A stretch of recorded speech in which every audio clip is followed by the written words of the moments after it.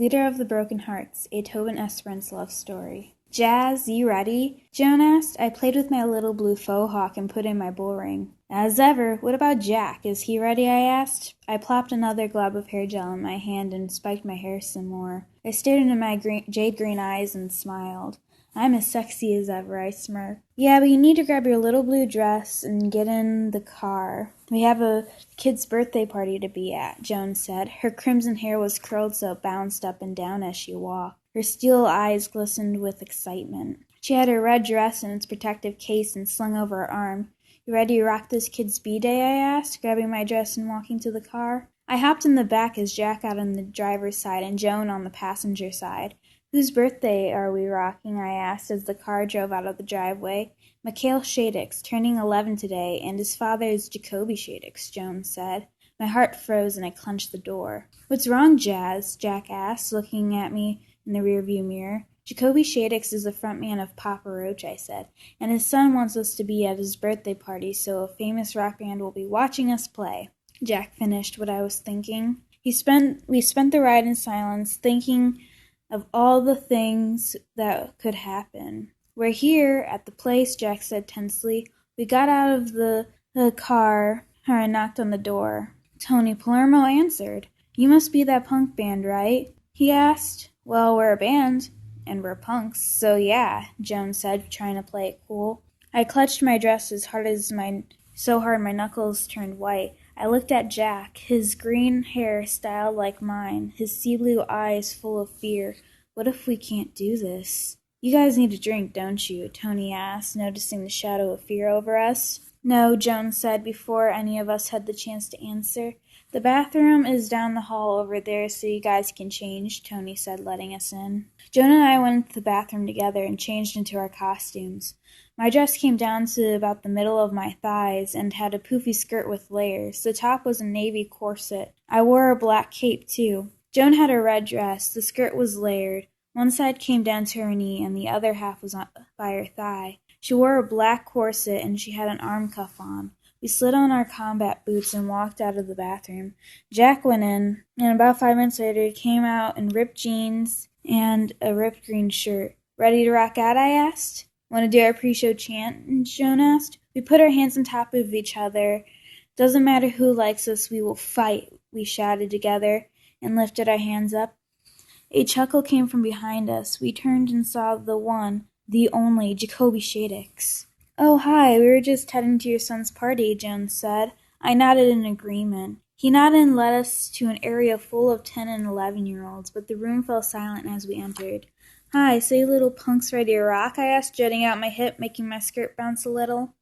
I guess when I went to my first rock show with my friends, we went to see Slipknot, and I was not really big on that scene at the time, and I saw how much fun it looked to make music. I started writing music on my guitar, and Joan worked with me at this coffee place down the road from here. She offered to play bass. I met Jack at a party. He was freestyling Almost Told You I Loved You, and I began to sing, and I told him about the little thing me and Joan had going on. He wanted in. I explained, wiping some cake off the window. Cool, I remember us being in our 20s. We had it good because of all the money Infest made us, Tobin chuckled. You also were on a bunch of drugs, I pointed out. Have you ever done drugs, Jerry asked. Been clean, staying clean, I replied. Beer, wine, vodka? Tony asked. None of it, I replied. You're good at controlling your life, Tobin asked. I was like, yeah, I know where I want to go, and I'm going to go there, I responded. Your boyfriend must be proud, Tobin said. I don't have a boyfriend, I said, tossing out some more garbage. I'm texting Joan to bring me some coffee. Any of you guys want any? I asked. They all murmured in acceptance. Joan, bring me and Papa Roach coffee. I typed, hitting send, and I went back to cleaning the room. After about 10 minutes, Joan came back with 5 coffees. She handed them out, and we took a small break. After about an hour of cleaning, it was finally done. I dragged a bag by the door and picked up my dress. Is there anything you need help with, Jazz? Mikhail asked. I nodded. I pulled out a pad and paper and scribbled my phone number down. I need you to give this to Tobin as secretly as possible, little creep, I whispered, handing him the paper. Bye, guys. It was nice meeting you all, I said before leaving. I hopped in the car where Jack fell asleep in. Jack, wake up, I shouted. He jolted up and shot a dirty look at me. "It's time to go home," I said. He nodded and drove us.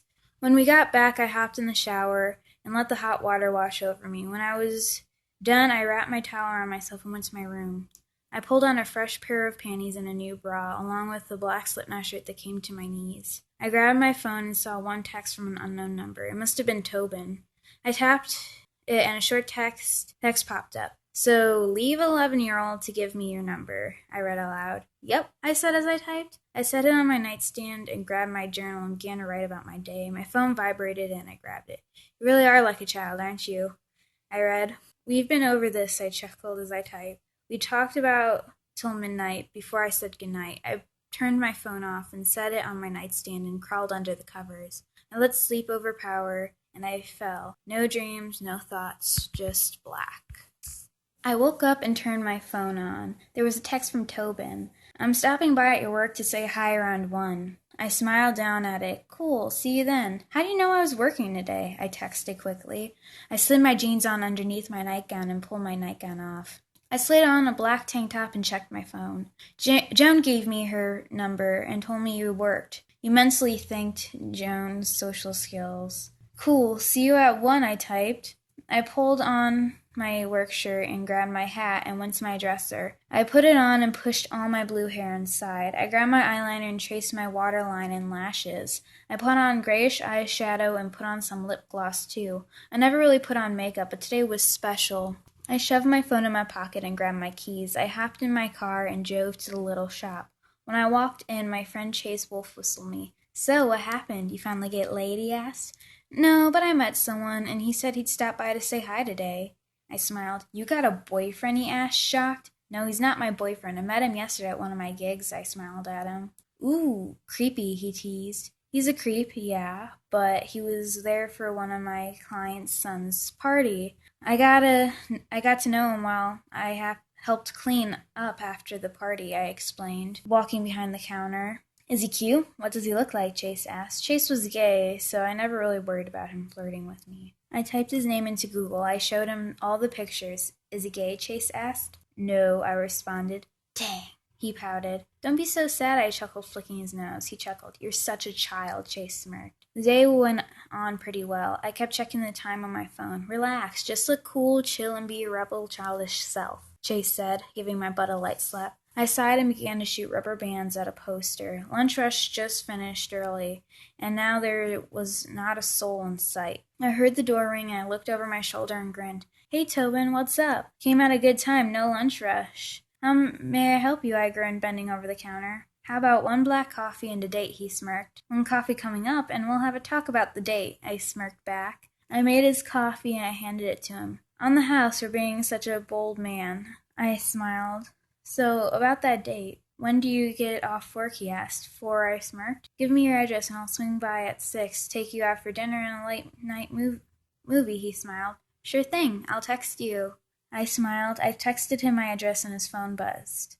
"Got it," he smirked. "Okay, pretty boy, if you dare hurt my dear Jazz, I will kill you. I will hurt everything and everything you love," Chase said, growling. "Sorry, that's Chase. He's gay and kind of acts like my dad sometimes," I chuckled, playfully pushing at Chase's head. "On a higher note, do you have any gay or bi friends?" Chase asked. "No, but I'll have Jazz tell you when I do," Tobin said, leaving. "Thanks," Chase said. Tobin gave a thumbs up before he left. "And that's how Jazz met her husband," Chase teased. I felt heat rise in my face. "Shut up, Chase," I growled.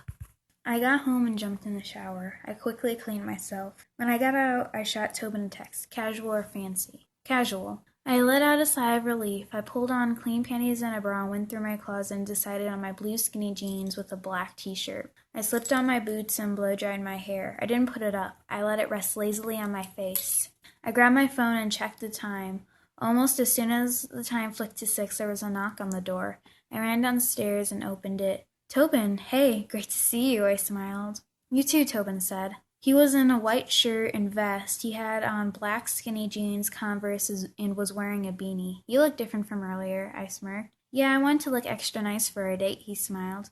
"Of course," I smiled back. He led me to his car and he held the door open for me. "Look, even if we're on a date, you don't need to be all gentlemanly, 'cause I won't be ladylike," I said. Cool, he grinned. I got in and buckled my seatbelt. Where are we going? I'm just dying to know, I said as he pulled away from my house. Denny's, then the movie theater for a horror movie, he said, handing me printed out tickets. Chainsaw Massacre, I murmured. Yeah, Tobin said. Good plan. Nice casual place and a good horror movie, I responded. And with a beautiful girl, he added. I felt heat rise in my cheeks. Thanks, you're rather handsome yourself, I said, looking out the window. Thanks, he said. No problem, I smiled shyly. We made up comfortable small talk until we got to the restaurant. The food was good, and so was the conversation. We really enjoyed each other's company. Soon we left and got back in the car. That was fun, I chuckled. Yeah, we should go on a date again, he said, smiling at me. That'd be nice, but this date isn't over, I reminded him. We still have a movie, Tobin confirmed. He pulled into an empty freeway. He smirked and began to press down on the gas. Tobin, you trailed off. The car sped up. I don't like this, I said, gripping the door. I'm sorry, he said, slowing down. I relaxed. It's fine, I responded. After about 10 minutes, we got to the theater. He grabbed the tickets and led me inside. We sat in the far back corner. The movie started and Tobin wrapped his arm around me. I jumped several times, and each time I was given a comforting squeeze. I smiled up at Tobin. He wasn't paying attention to the movie. He was looking down at me. I smiled faintly up at him, and he smiled down. Can I kiss you? He asked. My heartbeat quickened, and I mustered up a quick nod. His smile grew and placed a soft kiss on my lips. His breath smelled minty. He turned back to the movie, and I did too, but I wasn't paying attention. I was playing through the kiss in my head. When the movie ended, I got up and stretched. We walked to the car. His arm was over my shoulder. We were enjoying the silence. It was comfortable. We got in the car and smiled at each other. That was a good movie, Tobin said, breaking the silence. Yeah, I said, thinking back to the kiss. So how about we go on another date next week, he asked, beginning to drive back to my place. Yeah, definitely, I grinned. We talked about what we wanted to do for the next date on the way back home to my house. I walked into the house and saw Jack and Joan waiting with grins. You're out with Tobin, I see, Joan said cheekily. Yeah, so it was just a date, I said, trying to hide my smile, but I failed. Tell us everything, Joan said. Well, we went to Denny's. Then he took me to see Chainsaw Massacre, I said, grinning. Why are you grinning? Jack asked. He kissed me, I blushed. Oh my, first date and already one kiss. When's the wedding? Joan teased. Shut up, I chuckled. Okay, we're heading to bed. You should too, Jack said, getting up. I went to my room and pulled out my phone. There was a text from Tobin. Good night. Do you work tomorrow? I read. Yeah, I work 3 to 9, I responded. I'll be by at 7, Tobin texted. See you then, handsome, I texted back. I turned my phone off and pulled on my slipknot nightgown and crawled into bed. I woke up later than usual. I turned my phone on and there was a text from Tobin about 10 minutes ago. I need arrange texting you today. I have some band stuff to attend to, Tobin said. My heart dropped. It's totally fine. Stop by whenever you can. I texted back. I got a text almost right away. Thanks. It's nice that you understand. We still on for next week? Tobin asked. Yeah, we are. Going to that fair is going to be so fun, I texted. I carried my phone downstairs and made myself some cereal. I texted Tobin for a while, and soon it was time to get dressed and ready for work.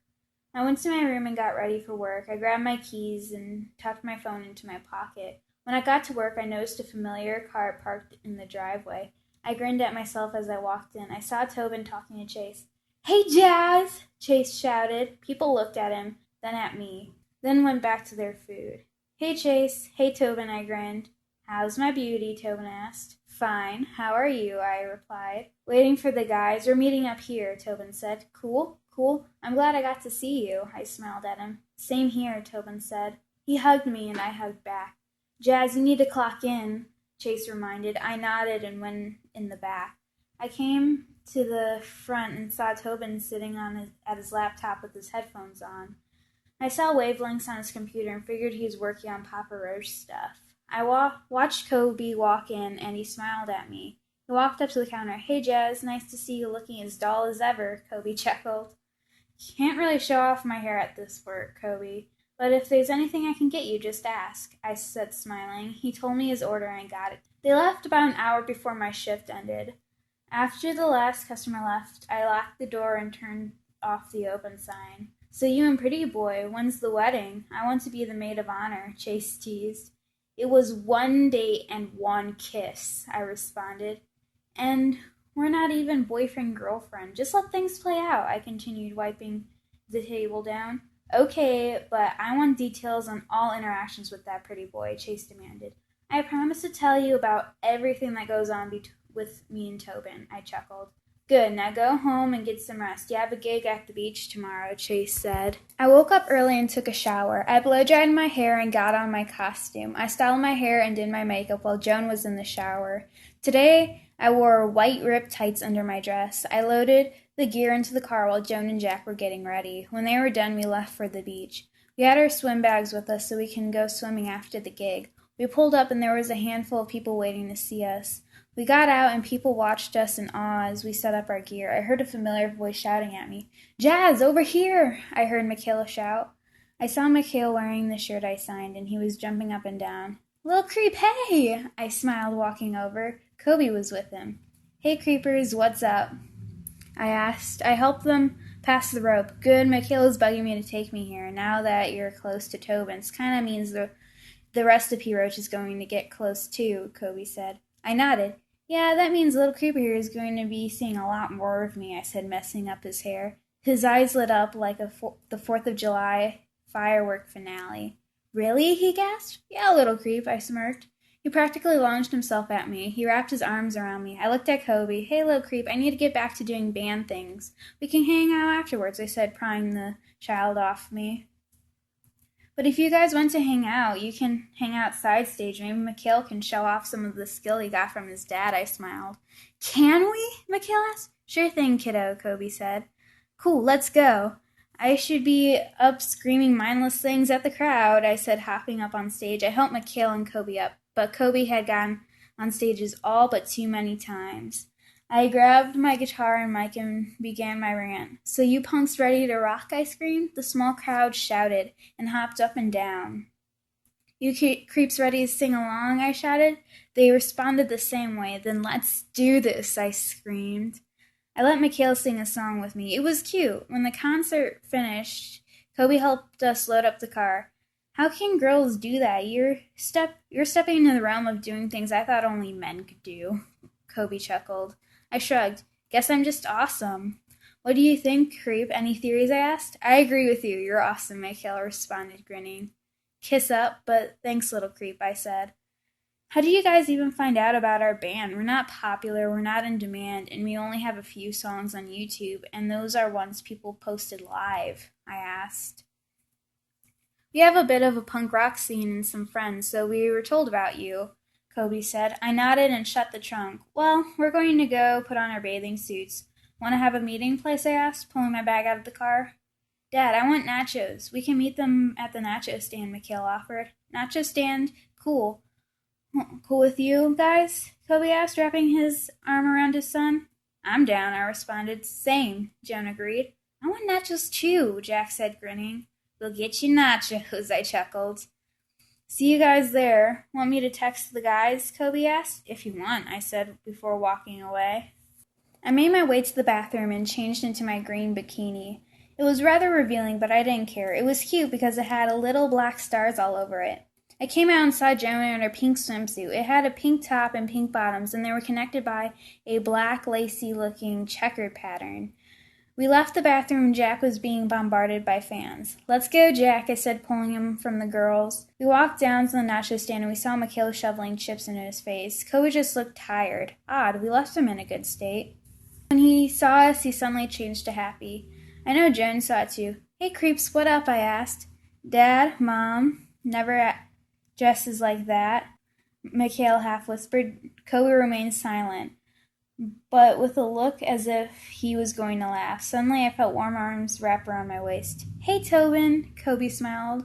Hey, Kobe, Tobin said from behind me. I spun around in Tobin's arms and hugged him. He was shirtless, and I will not be complaining. He had faint abs, but they weren't ridiculously defined.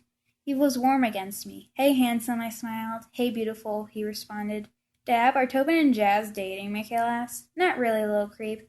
It's not in the sense you're thinking. Tobin and I went on a date, and we're planning on going on more, but we're not boyfriend-girlfriend, really, I said, pulling away from Tobin. Mikhail nodded. Kobe's phone went off and he looked at it and sighed. The other guys can't make it, so it's just us, Kobe said. Jazz, you promised me nachos, Jack said, poking me like a child. Let's go, I said, grabbing his hand. I caught a glimpse of Tobin giving Jack a dirty look. I pulled him to the stand. 1 small nacho, 2 ice creams, and 3 large Dr. Peppers, I said to the lady. She looked so excited. Right away, Miss Jazz. I'm a huge fan of yours, she said quickly. Thanks, I smiled. She handed me everything. On me. It's not every day you can buy something for your idol, she said. Thanks, miss, I smiled. I handed Jack the sodas and the nachos. We went back to our friends. I handed Joan a cone, and Jack handed her a soda. I sat down across from Mikhail and Jack and placed a soda in front of me. So, game plan, Coach, I asked Kobe. Mikhail wanted to spend the day with you, but now he wants you and Tobin to spend it together so you guys can get together, Kobe said. And if they get married, Jazz would basically be my aunt, Mikhail said excitedly. I rolled my eyes. You sure, little creep, I asked. He nodded without thinking. Okay, I'll head off with Tobin, I said, getting up. Tobin wrapped an arm around me. It felt like he was stating his territory more than a gesture of affection. Tobin, are you jealous of Jack because I grabbed his hand, I asked. He tightened his hold on me. Oh my God, you are. Don't worry, you're the only man in my life who I've had romantic interest in that I see having a relationship with, I said before beginning to eat my ice cream. I finished my ice cream with ease. I also managed not to get sticky in the process. Tobin grabbed my hand and brought me by the water. I felt the cold water run over my feet. I yelped and ran to the other side of Tobin. He chuckled. It's not that cold, Tobin said, smiling. To me it is, I whimpered. I finished my soda and tossed the cup in a nearby trash can. Tobin regained hold of my hand and we walked and talked. How much do you trust me, Tobin finally asked. I trust you not to rape, kill, or kidnap me, I said. Good, he stated. He picked me up bridal style, and I giggled. You go, girl, Joan shouted from the grass. I blushed madly. If they're watching, let's give 'em a show, Tobin smirked. He pressed his lips against mine. I closed my eyes and kissed back. After a few moments, Tobin pulled away. I felt heat rise in my cheeks. Are you blushing? He asked. I looked at the water. I'm sorry, are you uncomfortable? He asked. No, it's been a while since I've been kissed, since I was in any kind of relationship besides work. Joan and Jack, those were the only 2 things in my world, I said, resting my head on his shoulder. Now I have more people. Stop focusing on your dreams and maybe focus on having a life. P. Roach, we didn't constantly release music. We have time for a life, Tobin said, sitting down a safe distance from the water. Maybe you guys should take a break. Not from performing, but maybe from always making new music, Tobin said, rubbing my thigh. His warm hand felt good. Why do you make me so stupid? I chuckled. Why do you make me so smart? Tobin responded. I don't know. Maybe it's because I don't think anything through. I'm a hard-headed kid in a woman's body, I said, looking at the water lines in the sand. Maybe because I care, Tobin murmured. I smiled. It's been almost 3 years since I heard anything like that from a lover. I care too, I said. I snuggled closer into Tobin's warm chest. The breeze was getting cool and the clouds were beginning to roll in. It looks like a storm. We should probably head back, I murmured. Want to come home with me and I'll drop you off at your house later? Tobin asked. Sure, that sounds fun. I got up and helped him to his feet. He kept my hand in his as we walked back to our friends. I'm taking Jazz home with me, Tobin said. Joan smirked. So you can do naughty things? She asked, wiggling her eyebrows. I blushed and so did Tobin. That wasn't the plan, Tobin said shyly. Sure it wasn't. Use protection. I don't want our front woman preggo, Joan said. Jack nodded in agreement. What are you guys talking about? Mikhail asked. Ask your dad, little creep. I chuckled nervously. I grabbed my bag and followed Tobin to his car. Hey, Tobin, can you stop at a gas station so I can change? I asked. Just change in the back seat. I won't look. I promise, Tobin said. I nodded. I climbed in the back seat and began to peel my swimsuit off. I pulled on my panties and bra, then I pulled on some capris and a deep green tank top. I crawled back in front. I'm done, I said, fastening the seatbelt. He opened his eyes. See? I didn't peek, he smiled. I smiled back. He started the car and drove off. It seemed longer we drove, the greener the sky got. Look at the sky, I said, as we pulled up in front of his house. It was a sickly green. Just then our phones went off at the same time. Tornado warning, I murmured. Let's get inside and in the basement until it's safe, Tobin said. I followed him inside and down a stairwell right by the door. There was a door at the bottom and the top. The basement was finished, and the carpet was fluffy. Tobin sat down on a couch, and I sat next to him. He wrapped an arm around me and pulled me closer. Turned on the TV and watched a scary movie. I jumped at every jump scare until he turned it off. We sat and listened to the wind howling and whistling. Want to make out? Tobin broke the human silence. Sure, I guess, I responded. I shifted into a position where I was straddling his lap. This time I kissed him. He immediately kissed back. His hands rested on my waist. After a while, the kiss turned into a full-blown makeout session, then something more. Author's note. Time skips since the scenes make me uncomfortable, but if there is a high demand for it, it will be put in. Tobin placed another kiss on my lips before getting off me and pulling his clothes back on. That was amazing, I murmured. Thanks, he said, looking over at me. So, does that seal the deal of us being boyfriend-girlfriend? Tobin asked. I say so. You? I asked, pulling on the last article of clothing. Same. So, after the storm tornado stuff blows over, we're going to tell our friends, Tobin said. I nodded in agreement. Tobin and I cuddled and fell asleep together. I woke up and heard movement upstairs. I looked out one of the windows, and the sky was clear. I can't wait to tell my friends about last night. This chapter has an emotional content warning, and so if any of this starts to trigger you, I suggest you click off the video or skip ahead. I made my way upstairs to see Jerry, Tony, Kobe, and Tobin looking grim. Something happened. Something terrible. What happened? I asked. Kelly and I were watching the news, and they were putting up pictures of all the people who died. Joan and Jack didn't make it home. They died, Kobe said. My heart stopped. My breathing stopped. My movement stopped. I replayed what Kobe just said. I'm sorry for your loss, Where are the bodies? I needed to see them. I asked. My voice wavered. We don't know, Jerry said quietly. I sat down at the island counter and began to cry. I lost two of my closest friends. After about an hour, I began to calm down. I'm going to call Chase, okay? I asked. Tobin nodded. I got out my phone and typed in his contact. I called him. It rang for a few times. Chase, are you okay? I asked. Yeah, thanks for asking, Chase responded. Are you sitting down? I asked. Yeah. Why? He asked. The tornado. It killed Joan and Jack. I broke down into another fit of tears. I'm so sorry. Where are you now? Do you need me to come over? Chase asked. No, but Tobin slid the phone from my hand. Hey, Chase, it's me, Tobin, Jazz's boyfriend. She ended up spending the night with me, Tobin said into my phone. Tony and Jerry led me to a sofa and tried to comfort me. Tobin talked for a few minutes and hung up. Chase is coming over as soon as possible. Are you hungry? Tobin asked. I shook my head. He nodded and sat down next to me and pulled me into his lap. He rocked me back and forth. Soon there was a knock at the door. Kobe, get that for me? Tobin said. Kobe nodded and got up. A few moments later, Chase rushed over to me. Oh, Jazz, honey, I'm sorry. I never hoped to see you in such a state, Chase said, rubbing my arm. Jazz, would you like to spend the rest of the month here before I go on tour? Tobin asked. I nodded into his chest. Do you want to send someone to get your things? Tobin asked. Chase, there's a key taped under the doormat. Can you get my things? I asked. Anything you need, Chase said, getting up. Kobe let him out, and Tobin continued to cradle me. When Chase got back, he had Tony take my things to the guest room. Tobin, take a break. I got her, Chase said, sitting next to Tobin. I sat in Chase's lap and cried, but I no longer could produce tears. Tobin made everyone coffee and once again offered me food. I shook my head once more. The hours of the day wound down, and no one hardly moved except to go to the bathroom. Tobin, I know it's a lot to ask, but can I stay the night with her in her room? Chase asked.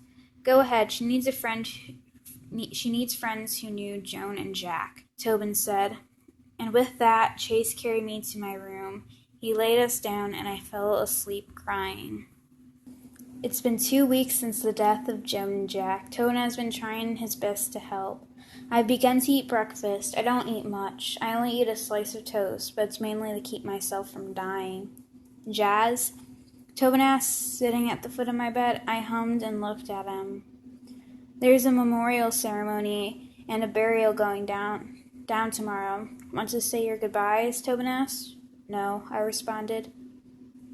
Please, I know it hurts, but I think it'd be good for you. Shower, put on one of your Victorian dresses. I know you'd like that. You can't sit around in a slipknot shirt, Tobin said. Tobin, this big ceremony isn't what they wanted, ever. We don't need people pretending that they care. They wanted friends and family only. They didn't want it to be big and have people gawk and mourn about it. I said, my voice wavered. But what are you doing then? Do you think that they'd want you to shut yourself off like this? From your boyfriend who loves you with all his heart? Friends who are bending over backwards? A little boy who's worried sick about you? Is that what they wanted? Tobin asked. Tobin, I know I don't know. I want to know. Why are you so scared to move on? Tobin asked. I don't want to forget them, I said. You don't have to. Kobe, Jerry, Tony, even me, we all lost people who we were close to and cared so much about. But it's killing me to see you like this, Tobin said. I pressed my lips roughly against his in a way to say thanks. He kissed back, pushing me over so I was under him. I felt the hem of my nightgown rise. Tobin, not yet, I mumbled, pushing his hand down. He nodded and continued to kiss me. After a while I pulled away. I love you, murmured. I love you too, I smiled slightly. Today I'm going to stop mourning and get on with my life, just like they wanted.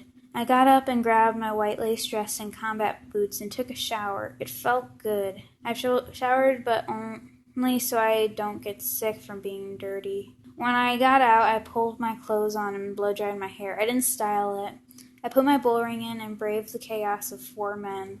I came down, and they all smiled at me. You look beautiful, Tobin purred. Thanks, I smiled shyly. What changed? Kobe asked. Tobin, he told me that I was doing the exact opposite of what they wanted, I said. And I won't mope around anymore. Jazz is back, I smiled. I woke up ready to tell people off for pretending to care about Joan and Jack. I put on a black Victorian-style dress and put on black wrist cuffs with white lace. I styled my hair and went downstairs with the back of my dress dragging on the stairs. The front came to my knees. The top was a corset that laced in the front. The sleeves were on my upper arms. Tobin was in a black suit with a tie the shade of my hair. Hey, you look hot, Tobin smirked. Thanks, you look dashing, I smiled. There was a knock on the door, and Tobin let in the guys. They were all in black suits with various colored ties.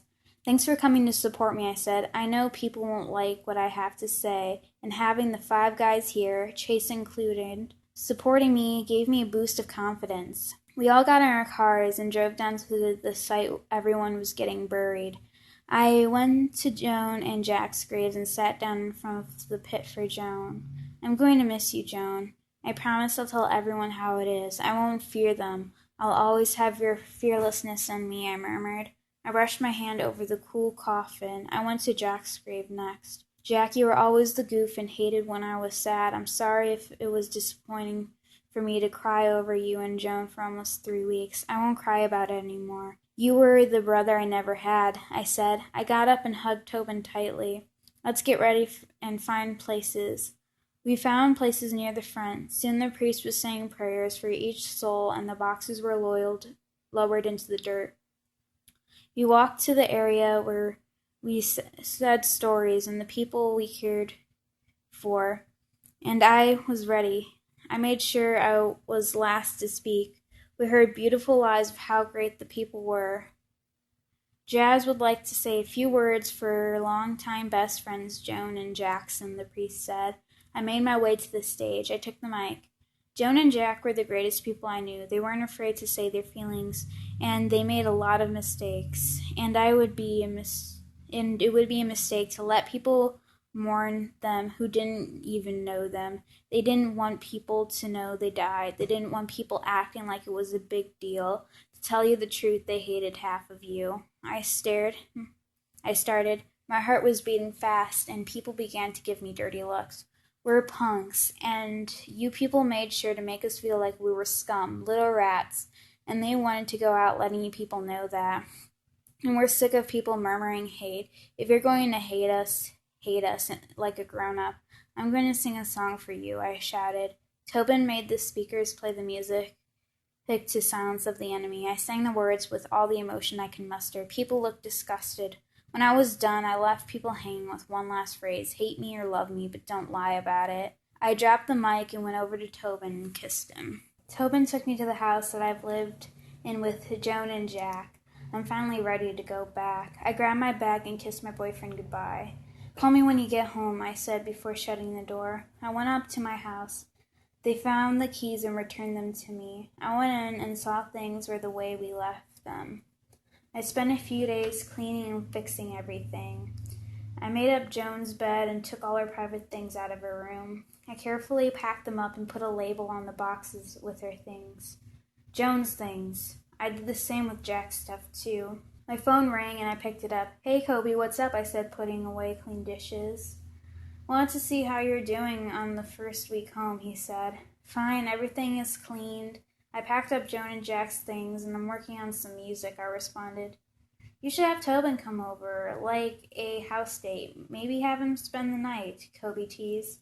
You know what, I might ask him to come over and spend the night, I said boldly. You go, girl. Maybe tomorrow you can babysit Michaela and Jagger. Kelly needs to go see her doctor. Kobe said. Sure thing, Coach, I chuckled. I'll text you my address and make some cookies and cake, I chuckled. Thanks, gotta go. Bye, Kobe hung up. I rang Tobin and he said he'll be over soon. I smiled at myself. I checked my old band site. It had blown up. Tons of people were saying how good we were. My smile grew. I heard a knock on the door and opened it to see Tobin. Hey, handsome, I grinned. But he didn't smile back. What's wrong? I asked Langham. I have to go on tour in a week, he sighed. My heart dropped. Oh, we can call, text, and Skype as much as we can, I said. As he sat down on the couch, he pulled me in his lap. I'm going to miss this. The physical touch, he said. I will too. We can find a way to make it work. How long are you going to be on tour? I asked. About 3 months, Tobin responded. I could fly you out every couple weeks like Kobe did with Kelly, Tobin said. Is that okay with you? I asked. He nodded. So, see? Problem solved, I smirked, turning his lap to be face to face with him. I pressed my lips against him and I felt him undo my jeans button. Author's note. You know the drill. Say what you want. Say that you want the deets. We got dressed, shooting each other grins as we pulled on our clothes. That was better than last time, I said softly. I got up and went to the kitchen to make dinner. I emptied a bag of pizza rolls onto a cookie sheet and put it in the oven.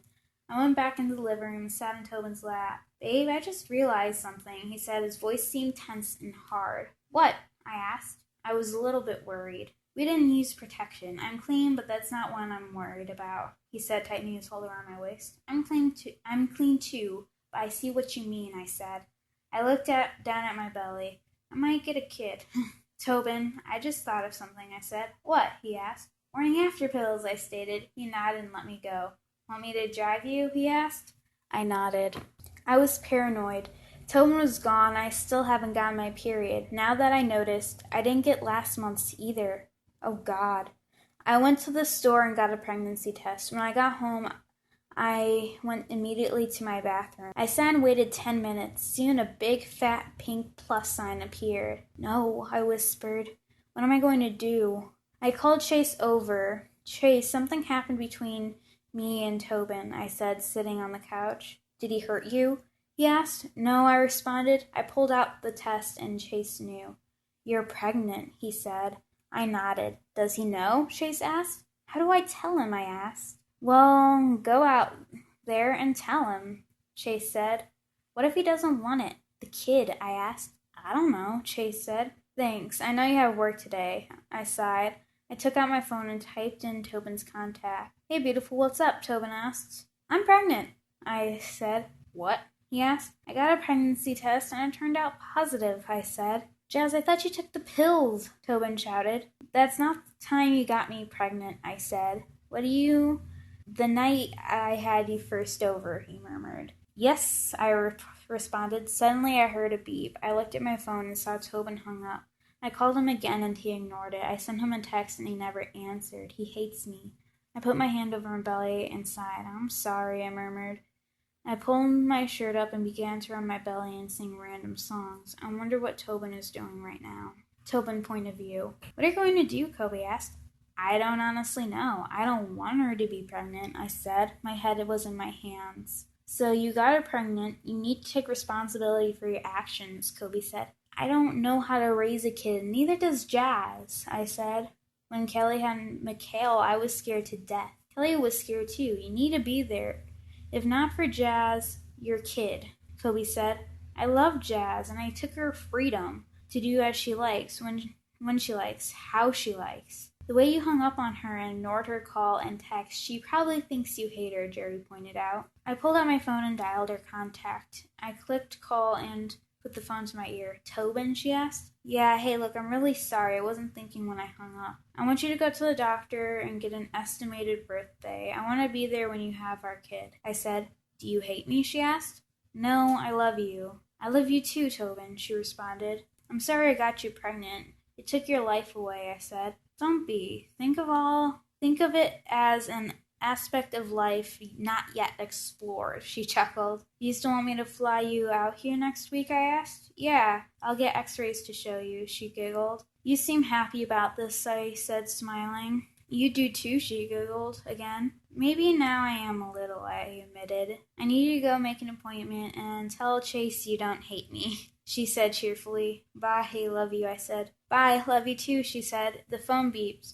I looked at the guys and Kobe was on his phone. Kelly, hey babe, you know Tobin's girlfriend, Jazz, lead singer from Mikhail's birthday party? Well, she's pregnant for the first time and needs your expertise, Kobe said. He told her Jazz's number and address. Thanks, bye, love you, Kobe said, and hung up. Twins, I asked. The doctor turned the screen. I saw 2 little blobs. What will Tobin say? I asked Kelly. She shrugged. When will I have them? I asked. You need to come in for a few more checkups before we can determine that, the doctor said. Would you like a picture of them? She asked. I nodded. She pressed a button and left the room. Kelly helped me wipe the goo off my belly.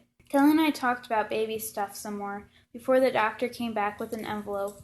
Here are your pictures. Would you like to make an appointment for next week? It'd have to be before my boyfriend flies me out to see him, I responded. Kelly helped me set up a second appointment. What are you going to name them? Mikhail asked. I don't know. I don't even know the genders, I responded. Mikhail nodded. I'm going to text Kobe, but tell him to keep it a secret until you tell Tobin, Kelly said, typing on her phone. After a few moments, my phone went off. Yay, congratulations on the twins, Kobe texted. Thanks. Do you know how Tobin will respond, I asked. It took about 10 minutes. I asked what if he got twins. He said that he didn't know, he responded. After a while, Kelly pulled up in front of my house.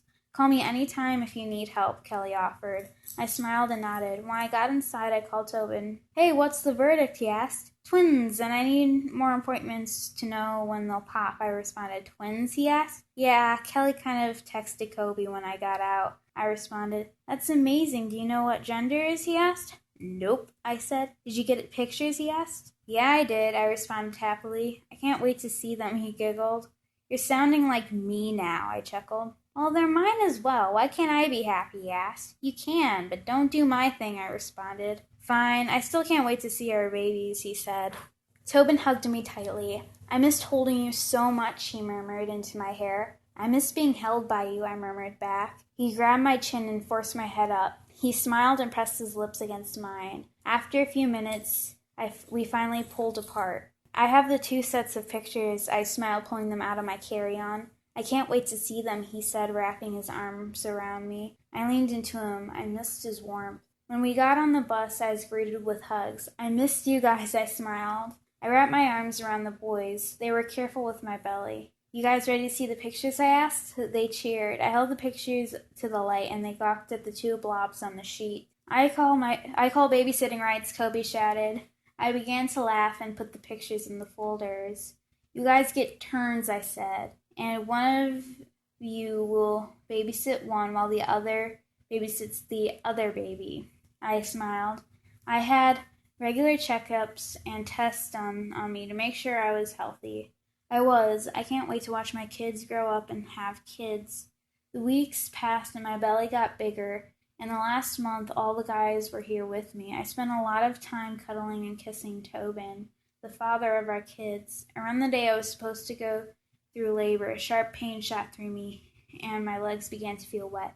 Tobin, my water broke, I screamed. Tobin POV.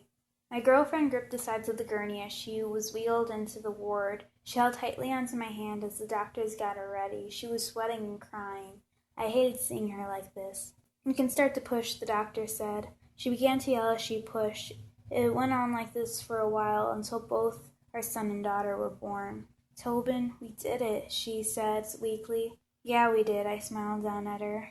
I want them to be named Joan and Jack." She smiled. "Will do," I responded. Suddenly her monitor went flat. Doctors rushed over and nurses pushed me out of the room.